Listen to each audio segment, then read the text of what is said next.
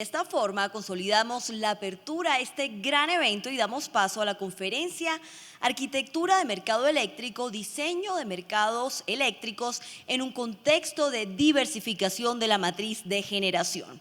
Invitamos al doctor Peter Crampton, es ingeniero de la Universidad de Cornell y cuenta con un PhD en negocios de la Universidad de Stanford. Thank you very much. It's an exciting time in electricity. Over the next several decades, the way we generate and consume electricity is going to change in enormous ways. And the work that all of you do, whether you're a regulator, system operator, market participant, or academic studying electricity markets is extremely important work. And I want to give a perspective on how the electricity market design needs to evolve in order to address the challenges of the energy transformation and also reap the benefits and opportunities that it brings. When thinking about electricity market design, it's important to start with the objective, which of course is reliable electricity at least cost. As an economist, I break this down into two components. Short-run efficiency, which means making the best use of the resources that you have at the moment, and long-run efficiency, which is inducing the efficient mix of resources over time. Both problems are quite challenging, but the biggest challenge throughout the world is the long-run efficiency, inducing the right mix of resources. We have lots of challenges, which we face every day, and we've faced for a long time. The challenges are just getting greater, but fortunately, the opportunities are getting greater as well. We, of course, have to balance supply and demand in every instant. We have large supply shocks and demand shocks that we have to address. And we have these shocks are growing as we add more and more intermittent renewables. We have to face the reality that today, on the consumer side, there is an adequate demand response. And that's something that needs to change, and I'll emphasize in my remarks today. And then finally, there's climate policy. And this is especially challenging for investors in electricity markets because climate policy has not been, it's a multi-decade thing, and it has been far from coherent in virtually every country around the world. The policy changes with elections, and and the world has struggled. Every country in the world has struggled with this, and certainly the United States has. So it's something that we need, an area where we need to improve. In terms of what is a successful design, I am, perhaps not surprisingly, a huge fan of the standard market design in the United States, which consists of, in the spot market, a day-ahead market for scheduling resources, and then a real-time market for bid-based, security-constrained economic dispatch. So that's all about the short-run efficiency goal.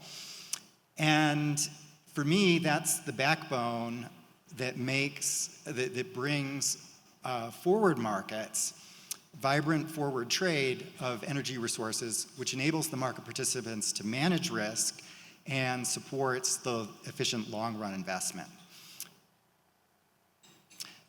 Going in a little bit more detail on the spot market, the day-ahead market is financial, and the bidders on both sides of the market are able to express in a fairly rich and consistent way their preferences. Energy and reserves are then optimized, co-optimized, taking all of the resource and network constraints into consideration. And this is actually very important because what this optimization will produce is not just allocations, quantities that make sense, who's doing what, but it's most importantly providing prices that are motivating those quantities, and those prices are consistent with all the constraints in the network. So locational marginal prices are generated. To me, if you don't have any transmission constraints, then it's fine to ignore transmission in pricing. But the reality in really every part of the world is transmission constraints will occasionally bind. Sometimes there'll be persistent transmission constraints where you have load growth, like in the north in Colombia, that perhaps the transmission can't build fast enough, and so you have persistent constraints, and it's very important for the prices to reflect the physical reality. As we step in throughout the day, there may be changes and re-optimization, but when we arrive at real time, then essentially the exact same optimization is performed. It's just that certain resources are fixed because they can't enter. And so that's where we do the bid-based security constrained economic dispatch. The result is short-run efficiency and prices and quantities that provide the backbone for forward trade. Many people, when they first think of the nodal market design with locational pricing, think, my, that's incredibly complicated. Texas here has thousands of nodes that are priced every 5 minutes.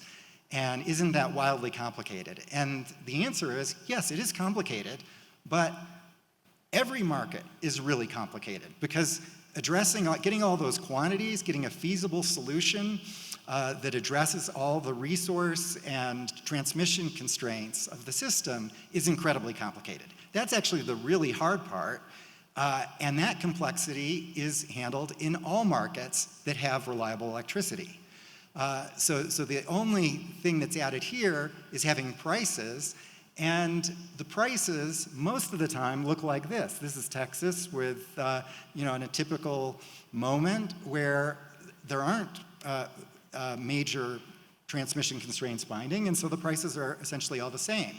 So what the nodal pricing does is it makes your market robust to transmission and other constraints in the system, so the prices reflect the fundamental economics, so that the price of energy corresponds to its marginal social cost and marginal social value.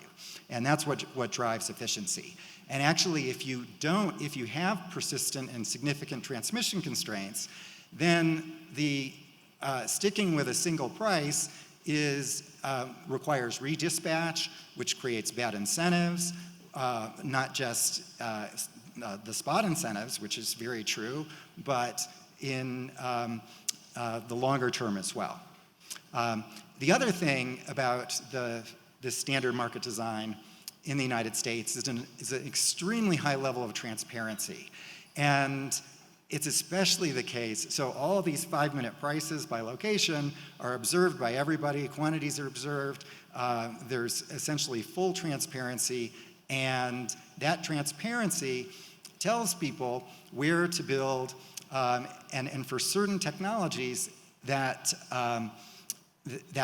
detailed price information is incredibly helpful and can bring solutions to problematic constraints much more rapidly. One aspect of the Texas market is, of course, Texas is quite different than Colombia. There tends to be price spikes more often, and so reliability events happen with higher frequency. It's a thermal-dominated system as opposed to the hydro-dominated system you have here in Colombia. And as a result, it's very important that the scarcity prices in the spot market reflect the actual economic value of load. And that's done with this shortage price, which is extremely high in Texas. It was $9,000 until very recently, and now it's been reduced a little bit after the winter storm, which I'll talk about now. So here's Texas last year, mid-February. Texas does not look like this normally. This is unbelievably unusual. They had a 1 in 30-year event, which I'm sure you're all familiar with. It was an enormous crisis that occurred, and I just wanted to say a few words about it and say that it actually is, Columbia never looks like this either, but you have reliability or resiliency events that are similar in that they occur very infrequently. So here's a 1 in 30-year event. You have a 1 in 30-year dry year, and that's a huge, that raises the question, is the Columbia market resilient to a 1 in 30-year dry year event? And it's going to put enormous pressure on the market, as it has in the past, and it's what you're all very concerned about. And critical elements of your market, like the reliability charge, are specifically designed to address that resiliency issue. And Texas, it was shown last February, was not resilient to an extremely cold winter storm. In looking at this in Texas and in Columbia, it's very important to recognize that these stress events involve many interconnected systems. Of course, the lead is the weather in both Columbia and Texas, the extremely dry year or the extreme cold. And that did two things in Texas. First, it shot up the demand for electricity because electricity heat is primarily electric in Texas, and so a huge surge in demand. At the exact same time, there's a huge drop in supply because of freezing. Now, this big drop in supply occurred first actually in the gas market, and then that led to reliability issues in the electricity market. But those two markets are closely connected during this time of crisis because Texas, just like Columbia relies on its thermal generation during that extremely dry year, Texas also relies on its thermal generation during the extreme cold. And so that led to enormous problems and loss of water, and overall, more than 200 people died. The financial cost was astronomical. It's estimated about $130 billion. The spot market printed $55 billion, although only about $10 billion was unhedged. But that leads to participant bankruptcies and so on that are problematic. Just to give you a sense of, these are the last three largest storms in Texas. The far right is the 2021 event, and you can see that this is a system-wide event. There's absolutely nothing worse to electricity system than these system-wide events. And in 2011 and in 89, there were similar cold snaps. They just did not last as long and were not as extreme. And so that's why 2021 was so terrible. This shows what happened to the gas market. And this had effects worldwide. But the effects, of course, were the largest in Texas, where there's a large drop in the production of gas and the delivery of gas caused by freezing. And this is happening a few days before there's any outages in electricity. So the gas failure very much led the electricity failure because a lot of these thermal combined cycle units just could not get any gas And it just kept getting colder, so that on Monday, about 4 million customers, over 4 million customers, lost load and lost electricity, and for a period of several days, which with extreme cold is quite problematic. I wanted to differentiate between reliability and resiliency. Reliability is the sort of day in, day out, keeping the lights on, and it's all about managing the random outages that occur, whether it's generating units or transmission or what have you, or surges in demand. And they tend to be shorter events, and they don't reach the news, or not too much. They're more local events. Resiliency events tend to be systemic. They're affecting the entire system. They're big news, whether nationally or even globally. And one of the, your big reliability event here in Columbia, the dry year, is actually, I would characterize it as a resiliency event, because it's system-wide, and it's putting, definitely nationwide pressure on the electricity market. And just like it's essential that Texas be resilient to these rare extreme cold events, it's essential that Columbia be resilient to these extremely dry years caused by El Nino. There's 4 stages of resilience. Before is the planning, preparing, constructing all the systems so that things work well. And in this case, I think one of the biggest failures, which is relevant for Columbia as well as in Texas, was the inadequate regulation in the gas market. That essentially, Texas can't have reliable electricity if it doesn't have reliable gas. The gas market in Texas is completely deregulated. It doesn't have any of the protections that we have in the highly regulated electricity market. So electricity, so much of what we do is designed for reliability and resiliency, but those protections aren't there in the gas market, and that's something that needs to change, and that has historically been an issue in the Columbia market. You have a very dry year, there's lots of pressure on the electricity market, there's lots of pressure in the gas market, but if the two markets aren't aligned and the regulation consistent across the two, it is problematic. For example, in Texas, if the gas guys, if I buy firm gas in Texas for my combined cycle unit, and the gas guys say force majeure when there's a storm, then I'm on the hook because I've got binding obligations to deliver energy, and I'm having to buy energy from the spot market at $9,000 a megawatt hour because I can't generate because the gas guy said force majeure. So you really have to have, if you're going to have, you must have binding contracts, and the binding contracts have to work both ways. And similarly, in Columbia, it's absolutely essential that the gas market work smoothly and consistently with the electricity market through the El Nino event.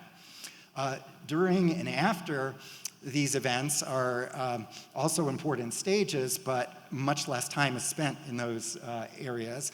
During, one of the concerns is it's putting a lot of political pressure on the system. And in general, politics and electricity in crisis do not mix well, just like water and electricity. It's problematic. And an illustration of this is the very first law that was passed in Texas to address the crisis was banning retail rates that tracked the wholesale cost. Now that's problematic because we actually very much need to engage the consumers, as I'll argue. It's a necessary condition of economic efficiency, and so throwing that out right away was problematic, but it was because the few people that were on rates that tracked the wholesale price made big news, and that created a lot of politics and the politicians reacted in the wrong way. I'll describe what the right solution should be. Then after, you recover as quickly as possible. And then the fourth stage is learning. Learning from the crisis, and this is absolutely critical in all markets, to view these crises as an opportunity to learn and fix and improve. So one of the things that makes the market more resilient is engaging the demand side. And we've recently taken a look at this in the UK market, where we have household data on consumers, and many of which have a rate that tracks the wholesale cost. And so we're able to, at the household level, precisely estimate the demand response, the price response of demand elasticity that they have right now, and we know what sort of low carbon technologies they have available to them. And the remarkable thing here is the elasticity actually is pretty high, 0.26% overall. And of course, that elasticity is larger if they have more low carbon technologies such as electric vehicles, solar, and battery. The automation available to consumers is very weak right now.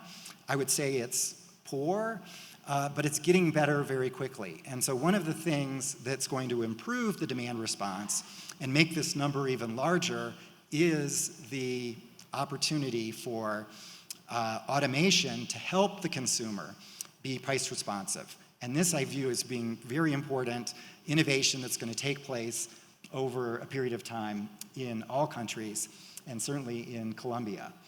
To emphasize how important this can be for resiliency, we look at the Texas market and the Texas storm and ask the question, well, what if there was a significant fraction of consumers, like those in Great Britain, who have a dynamic contract and that tracks the wholesale cost? And as I said, there is some percentage, but the percentage was trivial, like 0.1% in Texas.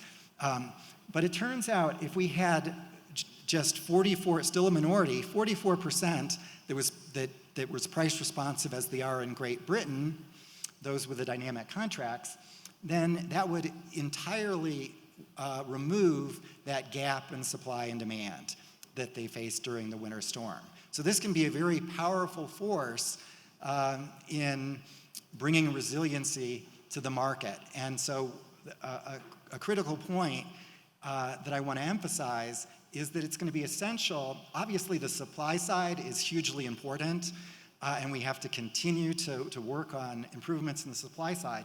But the demand side is also extremely important for things like resiliency.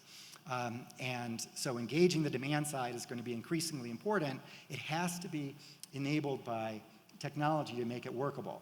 So I'm just going to talk very briefly about some of the innovations and how those innovations can be accommodated in the electricity market designs of the future.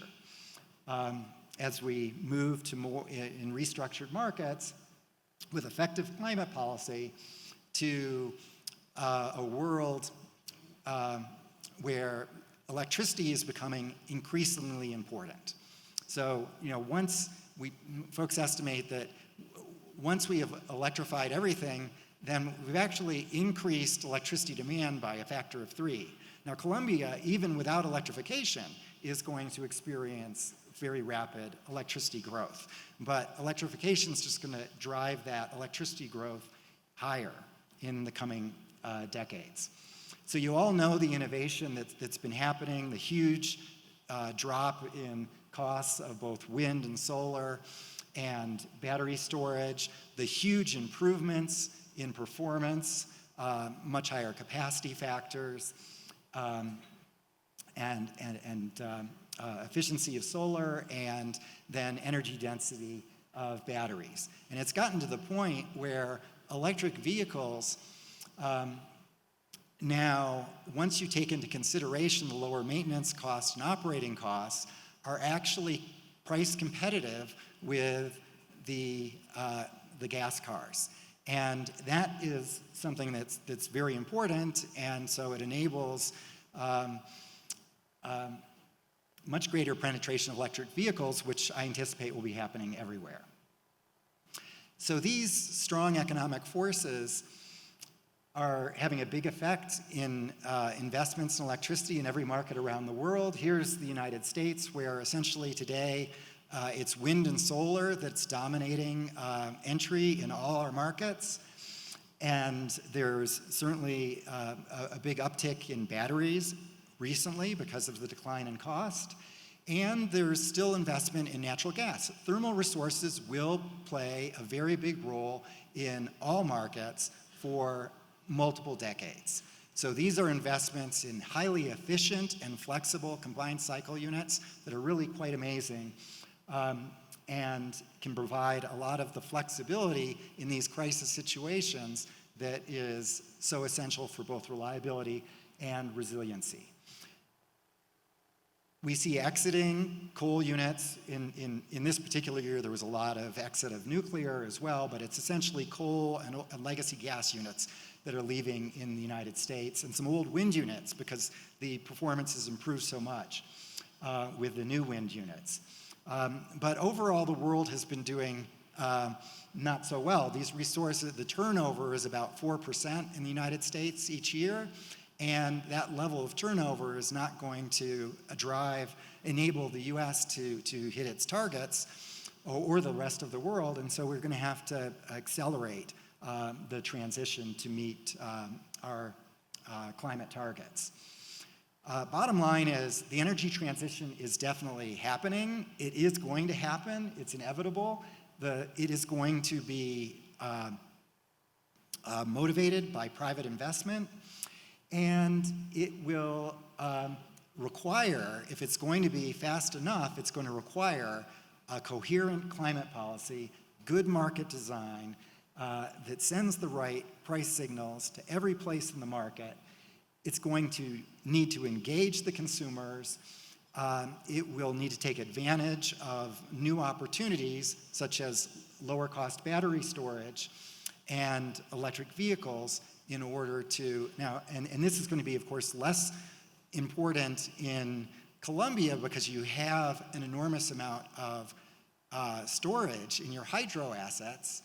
But the problem is those large hydro assets might not be located where the load is, or where the load's growing the fastest, and you actually might need to take advantage of batteries, whether they be in cars or on site, in order to, in a strategic way, sort of surgically placed batteries to address transmission issues.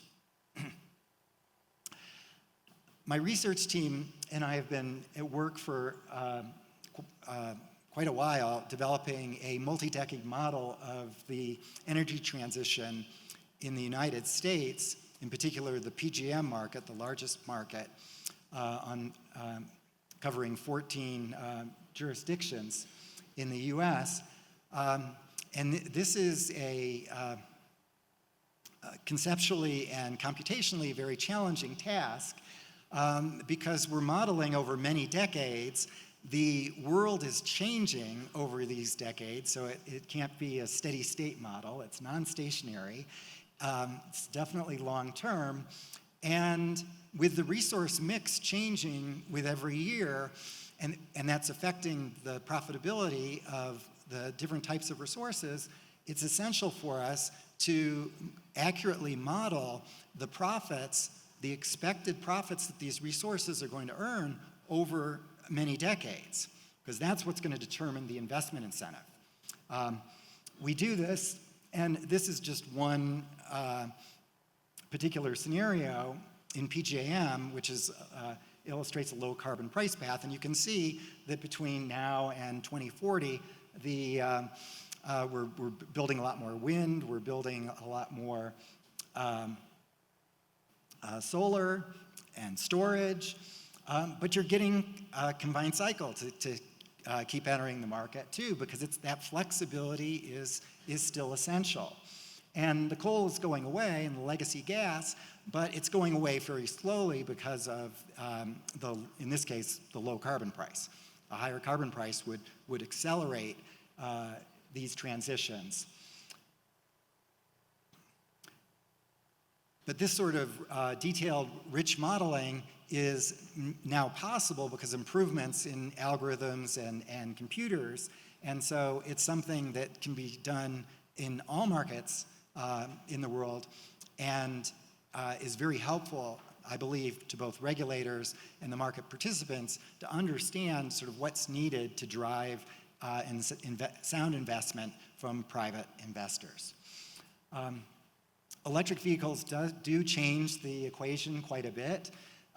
First, they drive up the demand for electricity, and second, they make price-responsive demand absolutely essential.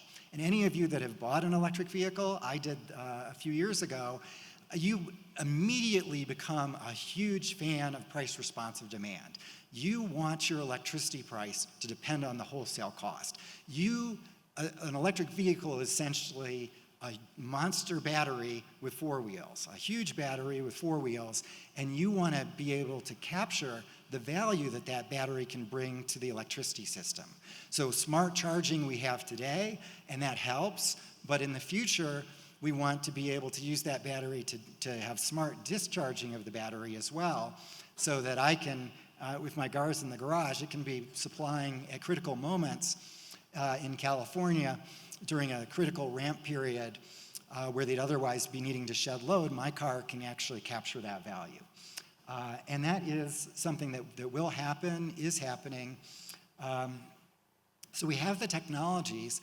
We just need to do the proper integration of these things into our electricity system, which is going to require a lot of work by a lot of folks like you and me in making this all work. It's got to work for consumers. And so engaging the demand side is very challenging in most markets. Consumers like to pay their bill, and hopefully it's not very large, and it's about the same every month. And the lights turn on when they flip the switch. So that's what consumers expect from electricity and want from electricity. But in this future world, we're going to have to engage them if we want resiliency at least cost. And some of it's going to happen very naturally with, for example, electric vehicles. But in terms of these rates that track the wholesale cost, that's extremely problematic if you don't provide proper hedging for the consumer. So you've got to limit the downside risk. And this is actually very straightforward to do, and you're all very familiar with it. You simply hedge. So if the service provider buys forward the expected consumption of the consumer from forward markets, then, and in Colombia these would have to be far forward since your reliability event is so long. It's definitely seasonal, if not yearly. But this is what this does is it transforms downside risk into upside gain. So imagine you're sitting in Texas and the price is $9,000 a megawatt hour during the winter storm. And I'm one of the lucky ones that has electricity. Well, what I can do is put on sweaters, put on a jacket, turn the temperature way down, and since I've bought forward my electricity, I'm going to actually be consuming less than I normally would, and I will receive payment at the end of the month, maybe a $1,000 payment at the end of the month, rather than my typical $40 bill. And so that's how it transforms this downside risk into opportunity. So it has to be done in a way that's understandable for consumers. This is something that we must do as we adopt this automation as we adopt all these demand-side innovations. So my view is that absolutely essential, the electricity market design provide robust price signals which is locational marginal pricing and getting the price right at all times, encouraging forward market to facilitate risk management, and then exposing the consumer to dynamic rates. Not all consumers have to respond. It's perfectly fine, as the Texas example illustrated, if even a majority don't respond. But you need to have a significant minority responding to price signals. And that is possible in very easy ways through automation. And this will accelerate the energy transition.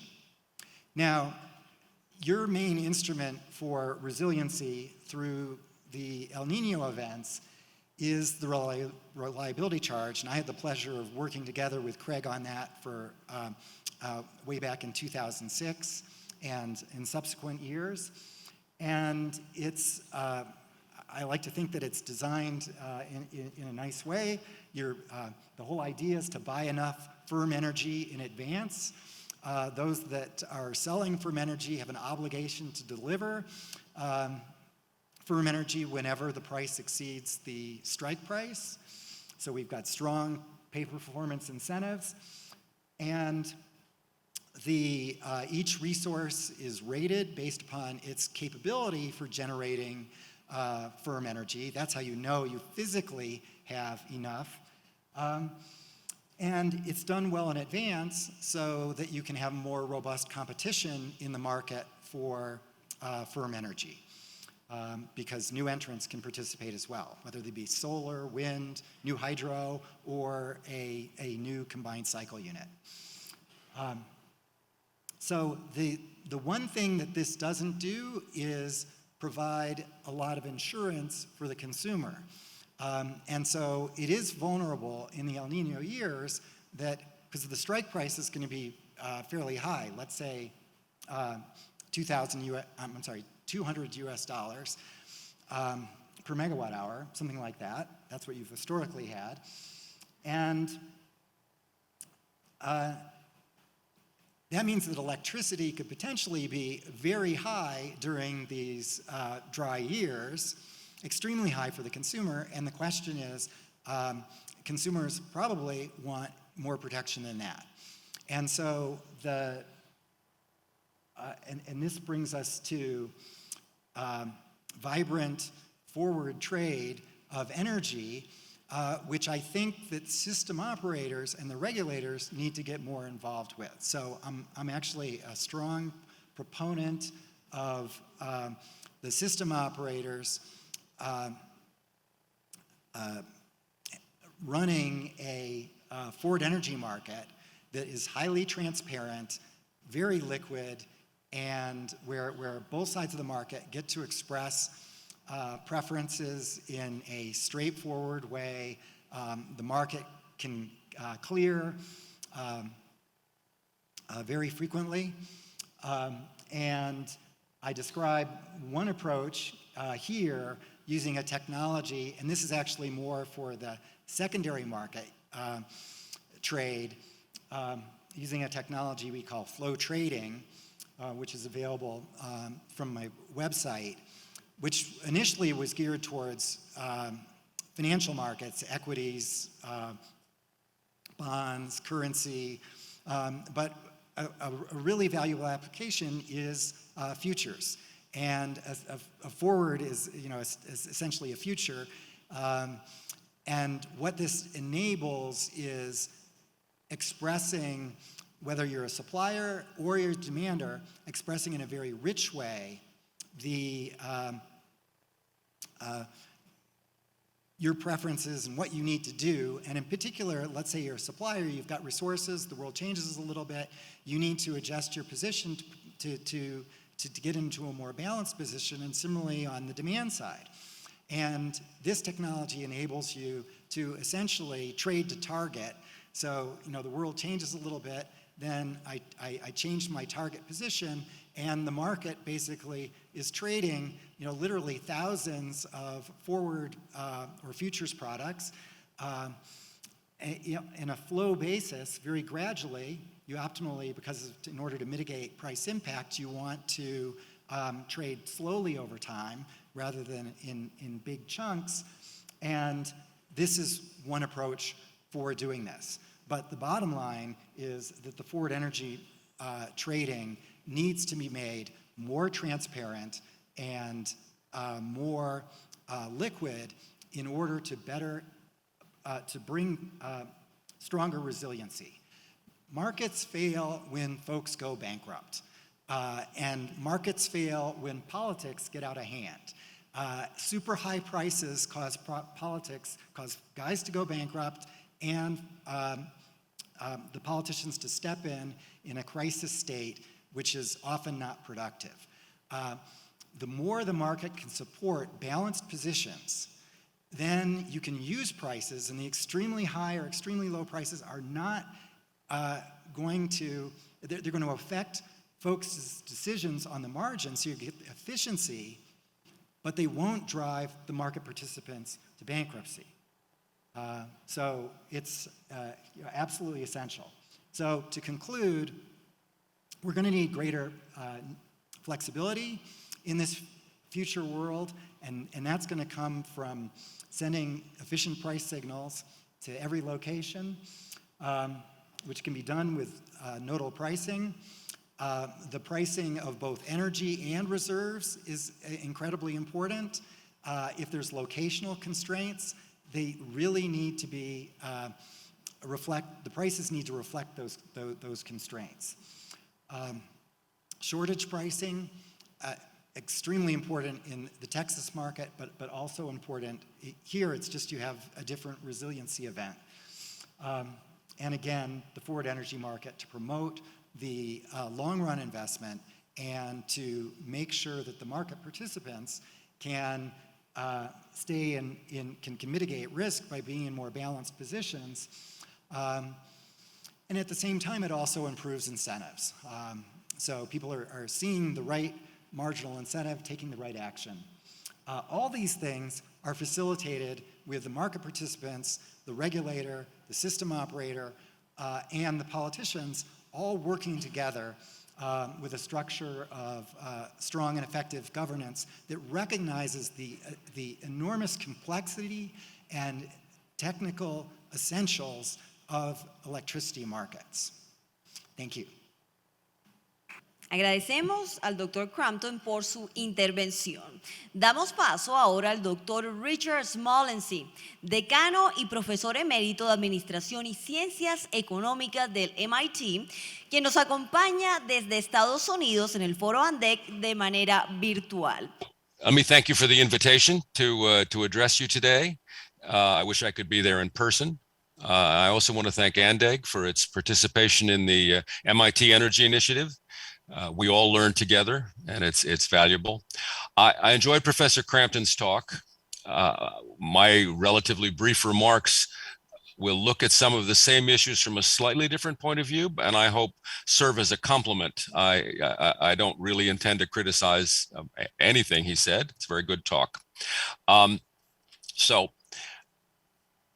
what I'm going to do is focus a little more on the notion that the energy transition really is part of an efficient economy-wide transition. Then I want to say a little bit about what that looking at the world that way means for the electricity market going forward. Talk about what happens after an energy transition, some general features and some work we've recently done at MIT, and some of the challenges that work poses for regulation, market operations, and market design. I'm always reminded of the quote from the American baseball player Yogi Berra, who said, you need to know where you're going or you might not get there. So I'm going to focus rather more heavily on post-transition world. So what's an efficient economy-wide energy transition look like? Well, it involves critically cutting economy-wide use of fossil fuels, particularly coal, unfortunately for Colombia, to slow climate change. And that's really the game. because of price and technology trends, as Professor Crampton indicates, this is happening, but it's happening irregularly. You know, Germany shuts down its nuclear plants and starts up coal. Without stronger public policy, the global goals that everybody is so proud of are not in reach. So the transition strategy to get near zero emissions, and I want to talk about the difference between near zero and zero, is you decarbonize the electricity sector and then you electrify everything. That means, as Professor Crampton indicates, substantial growth in electricity demand from EVs. And we've done some studies in India that talk about the huge growth that will be triggered when in that warm country they discover air conditioning and everybody gets it. For this to work, this is a political question. It has to be made affordable. Electricity must remain reliable. I would say the system is also resilient, to use Professor Crampton's distinction. The lights have to stay on. And just to add a point that should be here, what's going on must be understandable to voters, particularly the prices they face. So what's the electricity market have to do? Well, I agree with Professor Crampton. The bedrock is a short-term standard market design to deliver electric energy at least cost. And the main difference between, say, the US nodal pricing and the European pricing is they do zonal prices, which means that you can all agree on price and output, and it won't be feasible because of the unfortunate characteristic of Kirchhoff's law and transmission constraints. There are also market power issues. If you look down the road, and we see down the road in some parts of the world, distributed energy resources and behind the meter storage can have impacts on the bulk power market. So you need, again, looking to where you're going, to think about how do we enable that to happen in an efficient fashion, to not mess things up. You know, in New England, the system operator doesn't know how much rooftop solar generation there is. He doesn't know how much rooftop solar capacity there is, and it can change very rapidly. And as these systems become dominated by wind and solar, that's not tenable. I think you need a separate mechanism, as you already have in Colombia, to ensure resource adequacy. I also think it's important here to pay attention to transmission, because transmission constraints can be important, and it's typically centrally planned one way or another. Capacity adequacy mechanisms, let me just say they do vary. ERCOT Texas emphasizes premium pricing in shortage conditions, that is to say a carrot rather than a stick. Other jurisdictions tend to emphasize long-term commitments and penalties for non-performance, a stick rather than a carrot. But something is needed. And I will say, I want to come back to this, but designing these mechanisms when with wind and solar generation, VRE, and storage present emerging challenges, and I'll come back to that. Finally, you really do need efficient and equitable pricing to end users. I want to emphasize equitable pricing. It is really clear from the Texas example, and also from the fact that most Texas consumers didn't opt to face spot prices, that you really need to have something that a system that consumers will consider fair, as well as something that's equitable. Professor Crampton focused on high prices. I'm going to focus a bit on low prices, because look, if the bill is constant and you pay the same amount for every kilowatt hour, no matter where or when, and it's a low fixed charge, then what happens when you decarbonize the system? Well, those prices rise. And if the object of the exercise is to reduce fossil fuel use and encourage electricity use in the rest of the economy, just making electricity more expensive won't do it. Smart meters enable retail rates to reflect wholesale prices one way or another. Those prices will become more variable, and as I will say in a little bit, that's both a challenge and an opportunity. So what does a decarbonized market look like? I'm going to say in general, and then get a little more specific in a few minutes. Wind and solar are intermittent. Storage will play an important role. Wind and solar will likely dominate, although there'll be continuing hydro in Colombia. I don't know if the ENSO problem in hydro will make storage more important in Colombia than generally, but let me just say multi-month storage, even multi-week storage, is likely to continue to be prohibitively expensive. So there will need to be other ways to deal with the particular problem that Colombia faces. Now, today's systems, this is a sort of a standard textbook picture of a thermal dominated system. There's a supply curve, a marginal cost curve, and the price goes up as demand goes up. It goes down as demand goes down. In systems with hydro, that curve shifts as hydro conditions shift. But if most generators have zero marginal cost, like wind and solar generators, there's no fixed supply curve. That's the supply conditions change. They may change hour to hour. And as Professor Crampton emphasized, and the Texas experience makes clear, weather affects both supply and demand. The effects are perversely correlated, right? When it's really hot, demand goes up and there's less wind in wind-dominated systems. When it's really, really cold, the demand for heating goes up and supply goes down where there are gas constraints. Storage plays a critical role in these systems. It enables a partial decoupling in time of generation and demand. But it's complicated to model because the cost of storage is an opportunity cost, right? The cost of getting a kilowatt or megawatt hour out of a storage system is basically the opportunity cost of not having it in the future.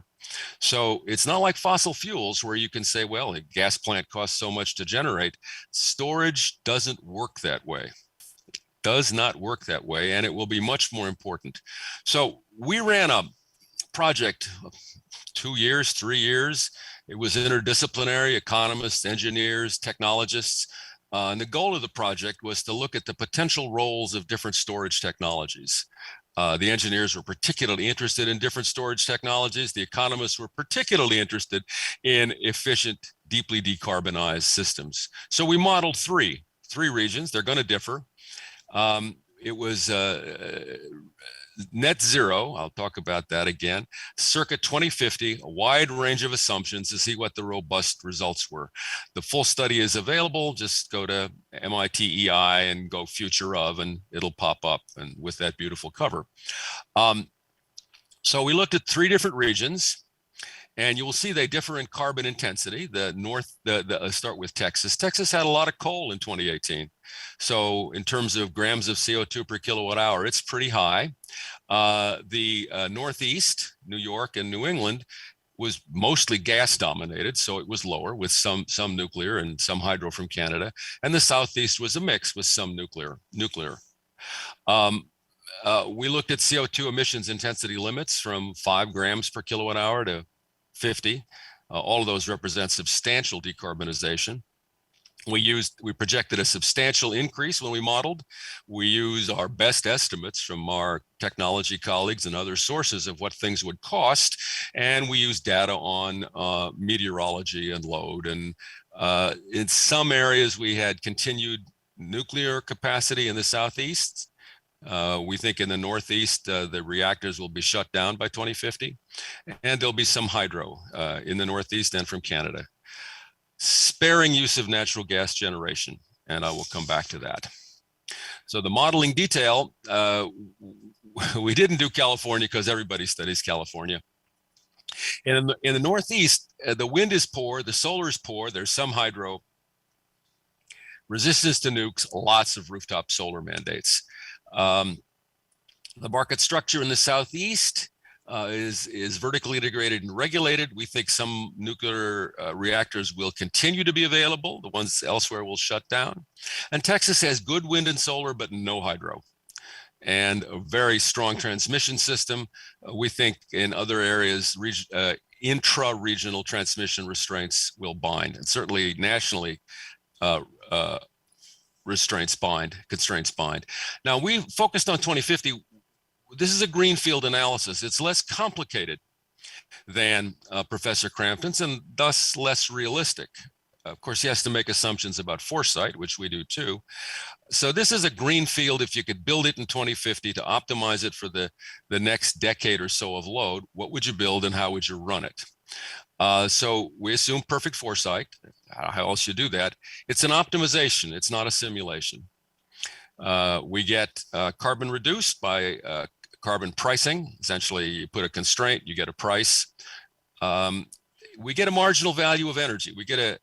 There's a supply demand constraint, and the shadow price on that constraint corresponds roughly to the spot wholesale price if you were running an extreme version of the Texas market, an energy only market, nothing else.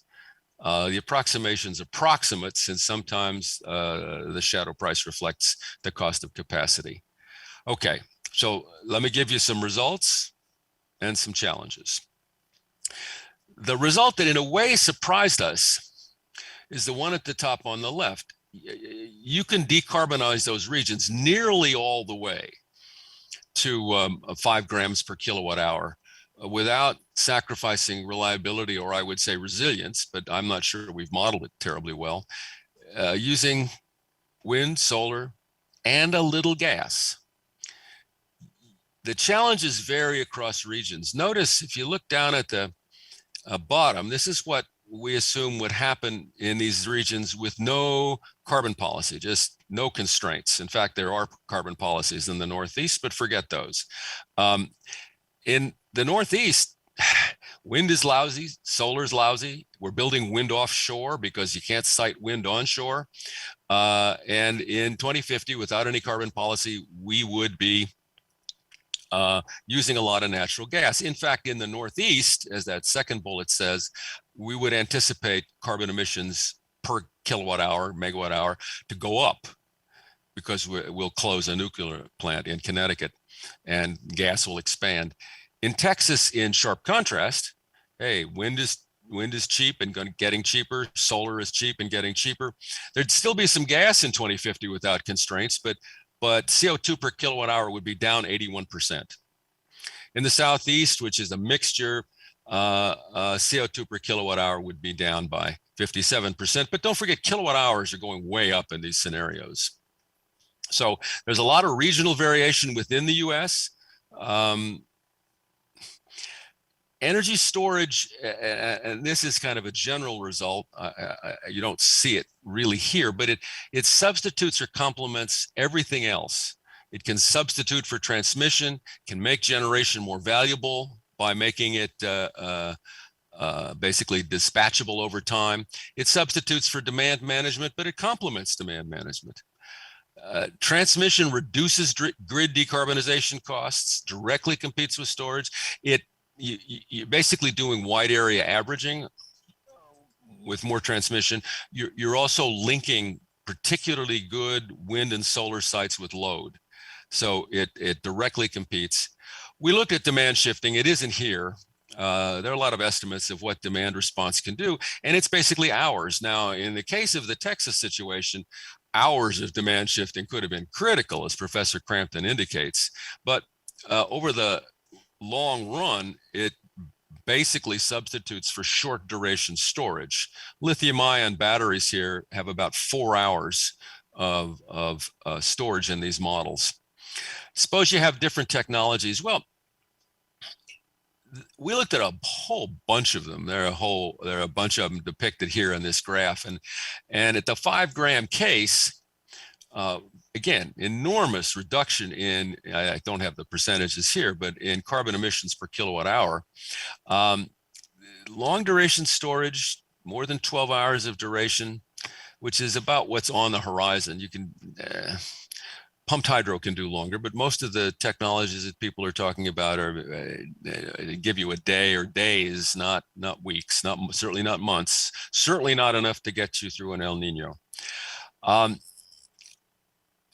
Look at the 5 gram case. There is significant gas generation. Why do you have significant gas generation? You do carbon capture and storage because in systems that have wind, the meteorology says there's some weeks when the wind just doesn't blow. And solar can get you through the night. It can get you through the late afternoon. Storage rather can get you with solar can get you through the late afternoon and the night. But if the wind doesn't blow for a week, you either need really expensive storage or a little bit of gas. So we, in these models, for 5 grams, we do gas with combined carbon capture and sequestration. And we don't run it very much, 5%, 2% capacity factors, but it matters. If you will notice, by the way, at the bottom, at the 5-gram case, adding long duration storage options doesn't reduce system cost that much. We were surprised. And that's because the real challenge is the long periods when the wind doesn't blow. And again, these are Northeast and Texas results. But if you look at the top, look at the difference between the top and the bottom, going from 5 grams to 0 grams, system average cost goes way up. And the reason it goes way up is you do a number of things. You build a lot more wind and solar generation, and you put in a lot of long duration storage, which isn't long enough for you, but you can't avoid having the cost go up. In the base case with only lithium ion, the costs go way up. So long duration storage is valuable if you really can't emit anything. But and that's the difference between going almost to 0 and going to 0. Going to 5 grams, that's affordable. Going to 0, the carbon price you need to do that is comparable to or above direct air capture.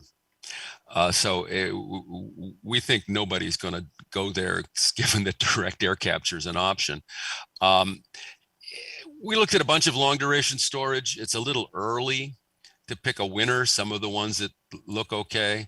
There was a recent article in the New Yorker magazine that highlighted some that made our engineers laugh. There are a lot of emerging, not quite ready for prime time technologies. One I want to mention, and I'm sure you have thought about it, is pumped hydro storage.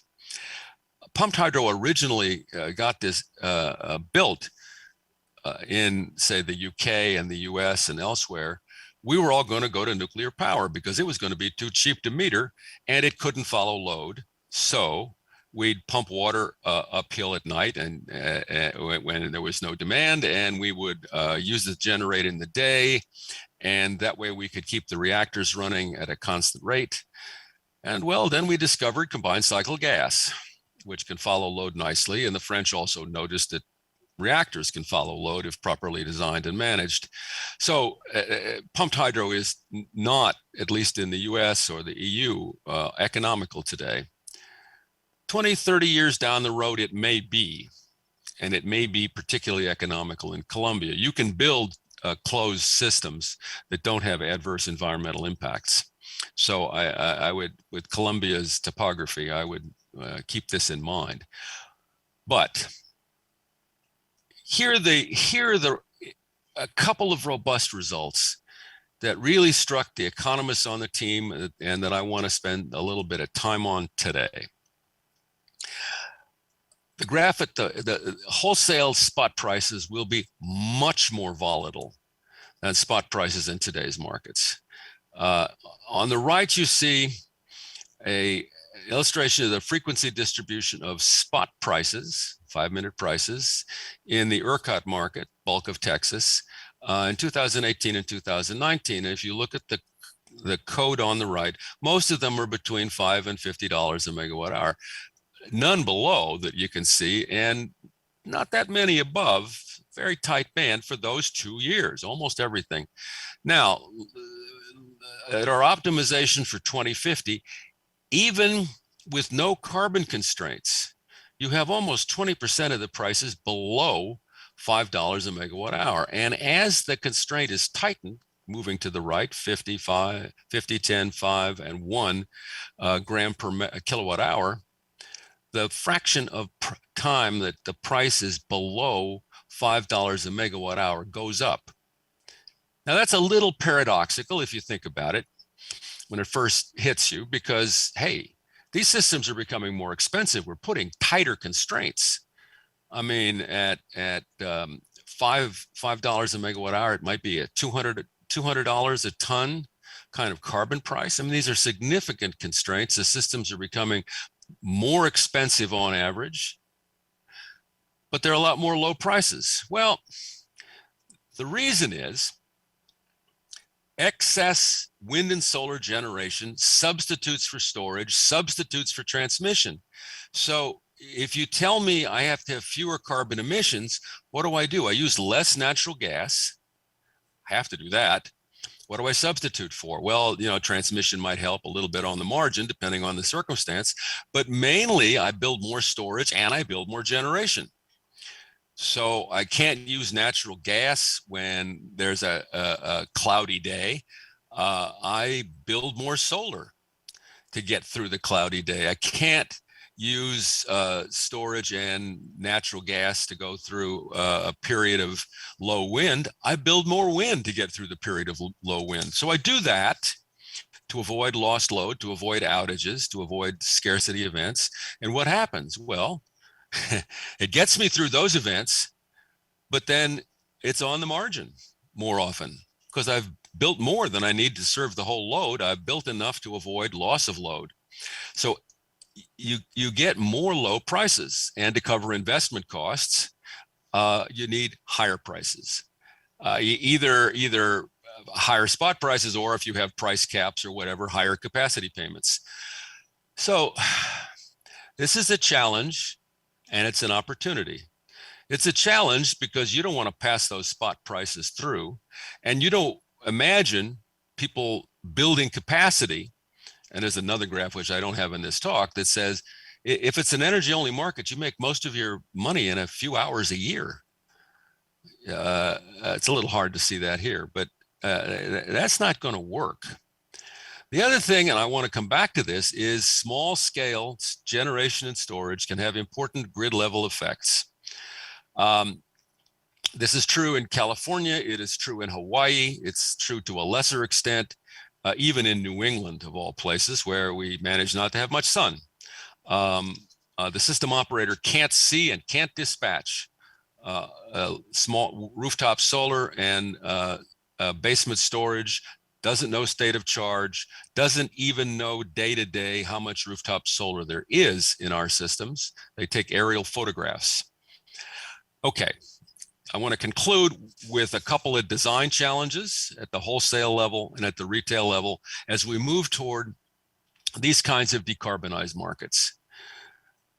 I think wholesale prices will continue to be capped. I mean, the Texas response to go down from $9,000 to $5,000 as a price cap, even $5,000 is higher than at a number of markets. If you have such low price caps below the value of lost loads, you will need some device, some mechanism to provide capacity. And I think it'll generally be like a capacity market, just because that's what we observe systems choosing rather than scarcity pricing. I'm a fan in theory of scarcity pricing, but it doesn't seem to sell. So if you're going to use capacity markets or things like them, now here's a bad example. In California, they don't have an organized capacity market. Every load serving entity has a requirement to have capacity, which is plainly inefficient because you can have capacity in different areas substitute for each other, but they don't allow that in California. Okay, so there's a serious capacity market design problem. How much is wind? How much is solar worth? We know how to do it for a gas generator. It's nameplate capacity times availability probability with a penalty for non-performance. Wind and solar, it all depends on what the weather's like when the system is short. Storage, we don't know how to measure in a capacity market. The power's constant, unless the battery's empty, you know how much power it can give you, but the duration varies depends on prior charge discharge decisions. So that's just a challenge for capacity markets if we're going to go that way. The shortage pricing regime doesn't face that problem because the storage gets paid a premium if it performs under shortage and doesn't if it doesn't. If you're going to do operating supplements, and this is an area that goes beyond capacity markets, it goes to renewables policy and carbon policy. In the US, we have provided wind generators a per megawatt hour subsidy. That means they can make money when the price is negative. That distorts the dispatch decision. You really need all market participants to see the spot price on the margin. That is to say, in addition to whatever hedges or long-term contracts are in place. Those should be lump sum per megawatt per something for storage with some sort of performance requirement. And I do want to make one final point, and this is an issue that's been present in the US. Storage can do a lot of different things. It can substitute for investment in distribution. It can substitute for investment in transmission. It can substitute for generation. There's a tendency for regulators to say, oh yeah, it's just like transmission, or it's just like generation. Well, it's not. It's another complexity in this brave new world that we're all entering together. The multifaceted character of storage is an aspect of the increasing complexity of power markets going forward. And to try to ignore it is to build in excess costs and unnecessary investment. I think things are harder even at the retail level. So the traditional time invariant rates, my son in Hawaii has an electric vehicle. It costs him 20 US cents a kilowatt hour to charge his electric vehicle, which he loves, even when the Hawaii system is trying frantically to deal with excess solar generation. Now, that is to a first order crazy. That's just crazy. You want to send a signal to every EV, which is please charge now. Please take up some of this excess. If as we decarbonize, the efficiency costs of time invariant rates will rise. So there are two important principles. Both are important. For efficient electrification and decarbonization, and frankly, just to go to the other side, as Professor Crampton emphasized, for efficient response to scarcity events, consumers have to see the wholesale price on the margin. Having them pay the wholesale price for all of their demand is untenable. We saw that in Texas. It would get worse going forward. That's not the route. Having the average price equal the spot price is not tenable. The other principle is, look, all the costs are fixed. I mean, so you really should cover fixed costs with fixed charges. That's how you do the telecom system, by and large. But you can't charge everybody the same fixed charge. Now, at this point, what I should do is give you the answer. But I don't have the answer. I have what the answer has to look like. The answer has to look like consumers have to see prices on the margin that vary with the spot wholesale price, but their average cost must be more stable. You need fixed charges. They could come in a variety of forms. That could be the price you pay for a hedge. It could be the price you pay for insurance, but it can't be the same price for all consumers. Where I live, everybody pays a fixed charge of, I don't know, $3 or $4 a month. You can't raise that to make it significant politically. The cost of a hedge or the cost of insurance can, of course, depend on my past and expected future demand. That ought to strike people as fair if you can figure out how to do it in a way that will strike people as fair. So we know what the retail world has to look like. We need understandable and acceptable insurance schemes, hedging options, load control contracts, use of technology, other institutional devices. I think we know how to do it technically, but I worry hedging is a little complicated for consumers because you don't just want a monthly hedge, you may want an hourly hedge. You know, you want to be able to actually use a lot of electricity at 6 o'clock in the evening. So you want to hedge more there than you do at 2 in the morning. And I think that gets too complicated. So I lean toward insurance schemes that say, for a price I pay, I will never pay more than X dollars.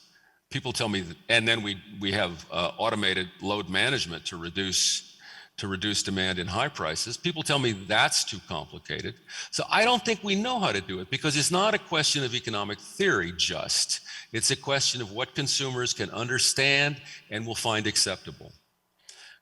But, you know, as the Texas experience teaches us, as the Hawaii and California experiences teach us, it is not too soon to get on with this work and try to figure out what those systems have to look like. Marginal prices need to vary with the market conditions, with spot wholesale prices, whether you're turning on your dishwasher or charging your car or selling solar energy into the grid. But on average, consumers have to have relatively stable average per kilowatt hour charges. So when that problem is solved, somebody will deserve a Nobel Prize, because I think it's hard. Thank you very much for your attention. Thank you again for your invitation. I don't know whether we have any time for any kind of discussion. I would be happy to participate if we do. Thank you.